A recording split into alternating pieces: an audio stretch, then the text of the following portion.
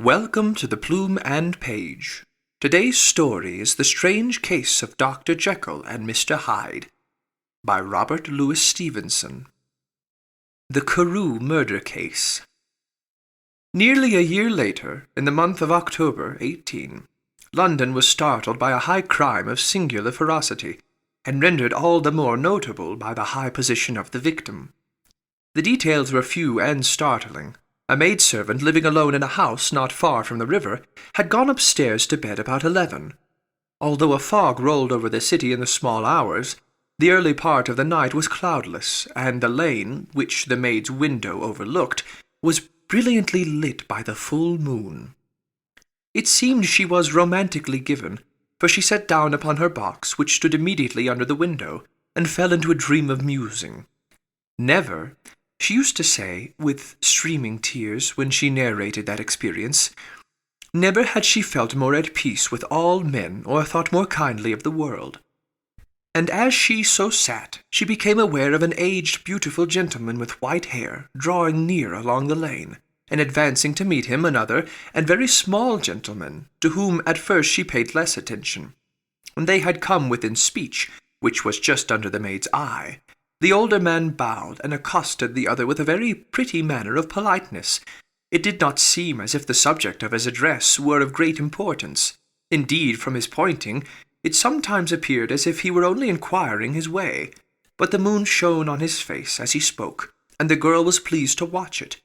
It seemed to breathe such an innocent and old-world kindness of disposition, yet with something high, too, as of a well-founded self-content. Presently her eye wandered to the other, and she was surprised to recognize in him a certain Mr. Hyde, who had once visited her master, and for whom she had conceived a dislike. He had in his hand a heavy cane, with which he was trifling, but he answered never a word, and seemed to listen with an ill-contained impatience. And then all of a sudden he broke out in a great flame of anger, stamping with his foot, brandishing the cane, and carrying on, as the maid described it, like a madman. The old gentleman took a step back, with the air of one very much surprised and a trifle hurt, and at that Mr. Hyde broke out of all bounds and clubbed him to the earth. And next moment, with ape-like fury, he was trampling his victim under foot and hailing down a storm of blows, under which the bones were audibly shattered, and the body jumped upon the roadway. At the horror of these sights and sounds, the maid fainted. It was 2 o'clock when she came to herself and called for the police. The murderer was gone long ago, but there lay his victim in the middle of the lane, incredibly mangled. The stick with which the deed had been done, although it was of some rare and very tough and heavy wood, had broken in the middle under the stress of this insensate cruelty, and one splintered half had rolled in the neighbouring gutter. The other, without doubt, had been carried away by the murderer. A purse and gold watch were found upon the victim, but no cards or papers, except a sealed and stamped envelope, which he had been probably carrying to the post, and which bore the name and address of Mr. Utterson. This was brought to the lawyer the next morning, before he was out of bed, and he had no sooner seen it and been told the circumstances, than he shot out a solemn lip. "I shall say nothing till I have seen the body," said he. "This may be very serious. Have the kindness to wait while I dress." And with the same grave countenance he hurried through his breakfast, and drove to the police station, whither the body had been carried. As soon as he came into the cell, he nodded. "Yes," said he, "I recognize him.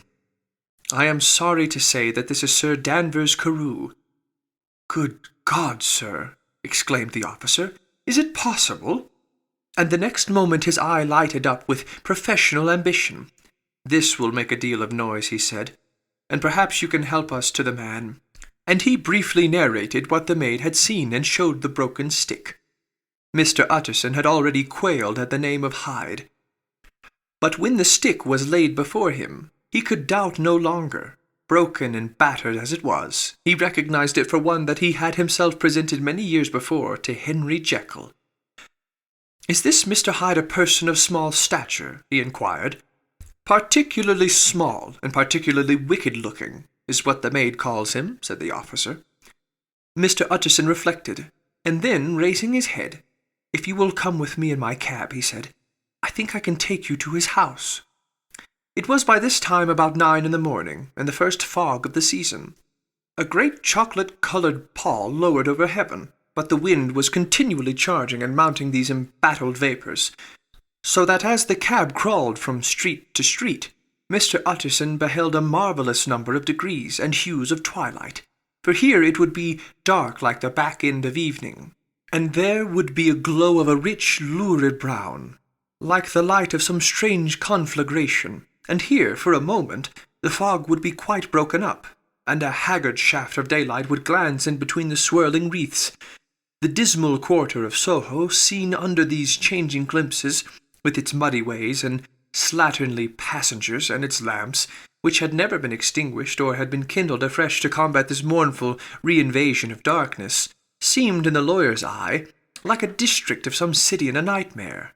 The thoughts of his mind, besides, were of the gloomiest dye, and when he glanced at the companion of his drive, he was conscious of some touch of that terror of the law and the law's officers, which many at times assail the most honest.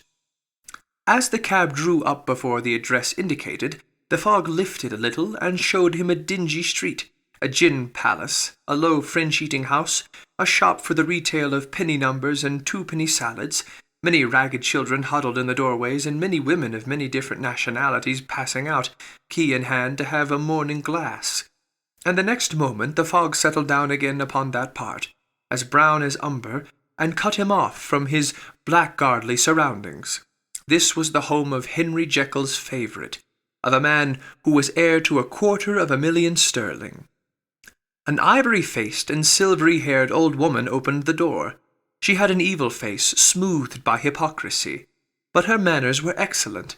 Yes, she said, this was Mr. Hyde's, but he was not at home. He had been in that night very late, but he had gone away again in less than an hour. There was nothing strange in that. His habits were very irregular, and he was often absent. For instance, it was nearly 2 months since she had seen him till yesterday. Very well, then. We wish to see his rooms, said the lawyer, and when the woman began to declare it was impossible, I had better tell you who this person is, he added. This is Inspector Newcombe of Scotland Yard. A flash of odious joy appeared upon the woman's face. Ah, said she, he is in trouble. What has he done? Mr. Utterson and the inspector exchanged glances.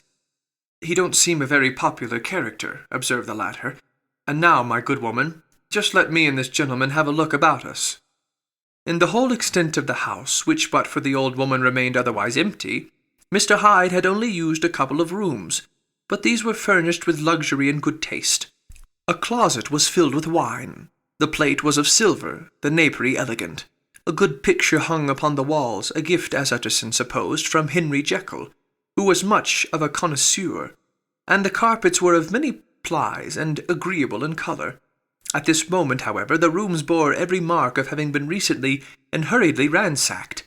Clothes lay about the floor with their pockets inside out, lock-fast drawers stood open, and on the hearth there lay a pile of grey ashes, as though many papers had been burned.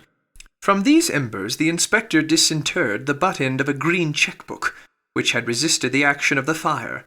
The other half of the stick was found behind the door, and as this clinched his suspicions, the officer declared himself delighted. A visit to the bank, where several £1,000s were found to be lying to the murderer's credit, completed his gratification. You may depend upon it, sir, he told Mr. Utterson, I have him in my hand. He must have lost his head, or he never would have left the stick, or, above all, burned the cheque-book. Why, money's life of the man. We have nothing to do but wait for him at the bank, and get out the handbills. This last, however, was not so easy of accomplishment, for Mr. Hyde had numbered few familiars. Even the master of the servant-maid had only seen him twice. His family could nowhere be traced. He had never been photographed, and the few who could describe him differed widely, as common observers will. Only on one point were they agreed, and that was the haunting sense of unexpressed deformity, with which the fugitive impressed his beholders.